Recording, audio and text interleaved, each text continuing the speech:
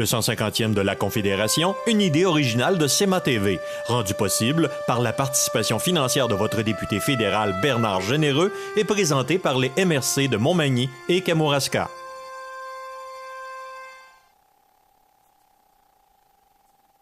La Maison Tachée nous livre aujourd'hui sa beauté, sa décoration, son mobilier, son cachet. Partons à la découverte de ce bijou.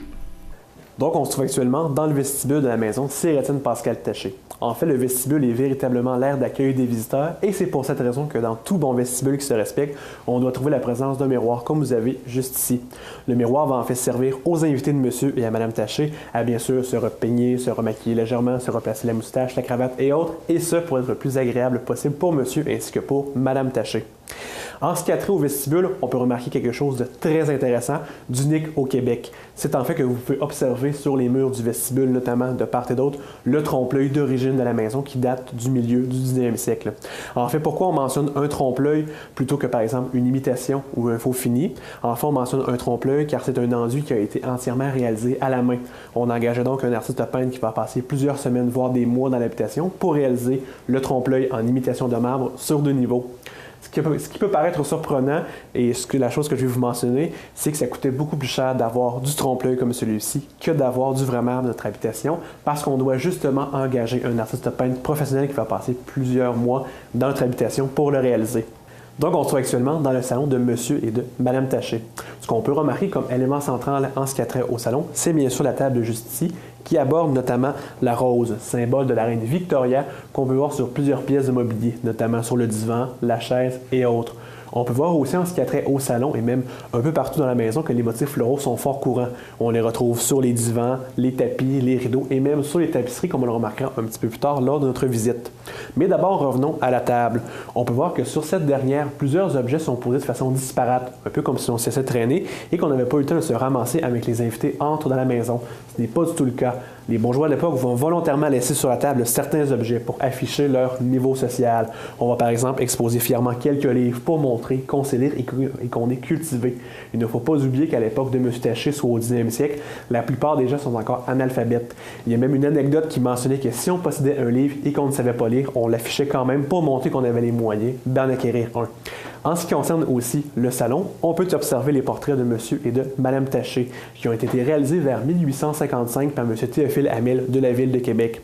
En fait, le portrait signifiait 2 choses, qu'on avait bien sûr le moyen de s'offrir des portraits, donc on avait assez d'argent, mais aussi qu'on avait le luxe de ne pas travailler pendant plusieurs journées, aller du côté de la Ville de Québec se faire faire le portrait avant de revenir avec celui-ci par la suite. On a certains meubles qui ont directement, en fait certains artefacts qui ont directement appartenu à M. Taché. En fait, vous allez pouvoir voir sur le sol le sabre d'apparat de M. Taché qui lui a été remis lorsqu'il a été nommé adjudant général de la milice du Bas-Canada. En fait, le sabre d'appareil est vraiment un sabre qu'on va porter seulement lors de repas officiels ou des parades, car celui-ci est trop long pour être manié à l'épée et il n'est pas aiguisé. Donc, c'est pour vous dire que c'est seulement un signe honorifique. L'autre objet que vous allez pouvoir observer est en fait une espèce de grosse boîte en bois brune, qui est en fait le porte-document de M. Taché qui lui aura servi lors de la conférence de Québec en octobre 1864. Ça peut paraître très lourd et très massif, mais c'est en fait réalisé en pain. Bien sûr, une fois que c'est rempli de papier, ça va être beaucoup plus difficile à manier, mais ne vous en faites pas, c'était bien sûr un domestique qui s'occupait de le transporter pour M. Taché. Donc, on se trouve actuellement dans la salle à manger de monsieur et de madame Taché. Ce qui est formidable d'observer dans cette pièce-ci, c'est que sur le mur derrière moi, donc le mur sud de la maison, on peut observer la tapisserie d'origine de la résidence qui a été retrouvée grâce à la technique qu'on a préalablement évoquée, c'est-à-dire le curetage, c'est-à-dire qu'on venait retirer successivement couche après couche d'enduit sur les murs. Fort malheureusement, la salle à manger est la pièce qui a subi le plus de modifications au cours des décennies. C'est pour ça que les autres murs de la dite salle à manger n'exposent pas la tapisserie d'origine de la résidence, mais bien une tapisserie similaire à ce qu'on aurait pu retrouver. Bien sûr, comme dans toute bonne salle à manger, l'élément central est la table que j'ai juste devant moi, qui va servir à 2 choses. Bien sûr, à prendre les repas du quotidien avec les enfants. C'est également à cette table qu'ils vont venir écrire, lire, par exemple broder, apprendre des partitions de musique et autres. Mais c'est aussi à cette table que va se prendre les repas d'apparat, qu'on appelait aussi les repas priés. Le repas prié n'est pas un repas religieux, c'est-à-dire mais c'est tout simplement qu'on va prier, donc on va inviter les autres bourgeois, c'est-à-dire les gens de profession libérale tels des médecins, notaires, avocats, juges et même ministres à venir manger à table. En ce qui concerne la cuisine, comme dans toute bonne cuisine, vous pouvez observer le poêle juste ici, qui est en fait un poêle Bélanger. Malheureusement, ce poêle-ci ne date pas du tout de l'époque de M. Taché. Il date plutôt des années 1905-1910, donc véritablement au début du 20e siècle. Pourquoi on l'a conservé dans la maison, malgré le fait qu'il ne date pas de l'époque de M. Taché? Parce que bien sûr, c'est un poêle Bélanger, fabriqué ici même à Montmagny. C'est aussi un poêle plutôt rare, à édition limitée, célébrant les 10 ans en tant que premier ministre de M. Wilfrid Laurier. C'est pour cette raison qu'on peut voir son visage sur chacune des facettes du poêle. Donc, on se trouve actuellement dans le seul tour que M. et Mme Taché vont connaître. Il s'agit en fait de la tourelle nord-ouest. Cette tourelle est en fait attenante à leur chambre et va servir en fait, en ce qui concerne le premier étage, de cabinet de toilette. C'est pour cette raison qu'on peut observer la fameuse chaise aisance qui est le nec plus ultra du système sanitaire de l'époque. Et en ce qui a trait au deuxième étage de la tour, il s'agit en fait d'un oratoire privé ou d'une petite chapelle, si vous aimez mieux, où M. et Mme Taché vont pouvoir venir se recueillir en privé avec Dieu. Il y a même une anecdote qui mentionne que Monseigneur Alexandre Antonin Taché, évêque de Saint-Boniface au Manitoba, mais aussi neveu de Sir Étienne Pascal Taché, est venu donner la messe à quelques reprises en privé à monsieur et à madame Taché au second étage. Donc imaginez, venir à trois dans un espace environ gros comme ici, c'était une messe assez intime. Donc on se trouve actuellement dans la cuisine d'été, qu'on appelle aussi la cuisine des grands travaux. Bien évidemment, c'est la cuisine d'été car c'est ici qu'on vient justement réaliser la cuisine en été. Et ça pour éviter de surchauffer l'entièreté justement du rez-de-chaussée. C'est pour cette raison notamment que c'est ici qu'on vient faire ça, parce qu'on a différentes fenêtres qu'on va venir ouvrir qui donnent notamment sur le nord-est. Il faut mentionner que de la ville de Montmagny, les vents de luminaire viennent justement du nord-est qu'on appelle le fameux nordais. Donc ce vent vient donc balayer la pièce et vient chasser la chaleur de la cuisine. On l'appelle aussi cuisine des grands travaux car c'est bien sûr là où on va réaliser les grands travaux.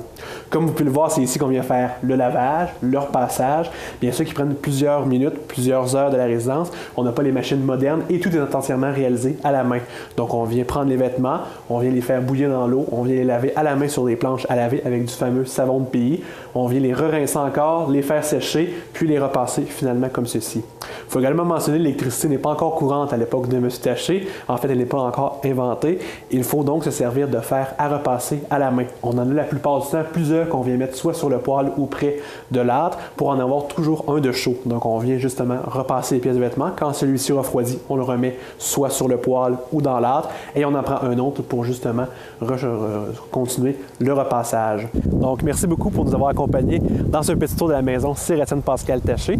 Je vous invite à revenir visiter avec moi ou avec les autres guides interprètes qui se font un plaisir de vous faire le tour de la maison du lundi au lundi. Enfin, on est ouvert tous les jours de 10h à 17h30 jusqu'à la fin du mois de septembre. Donc si vous voulez passer, on va nous faire un plaisir de vous accueillir pour vous faire une visite exclusive de la maison et voir quelques secrets qu'on n'a pas vus bien sûr lors de ce tournage de capsule. Merci, à la prochaine!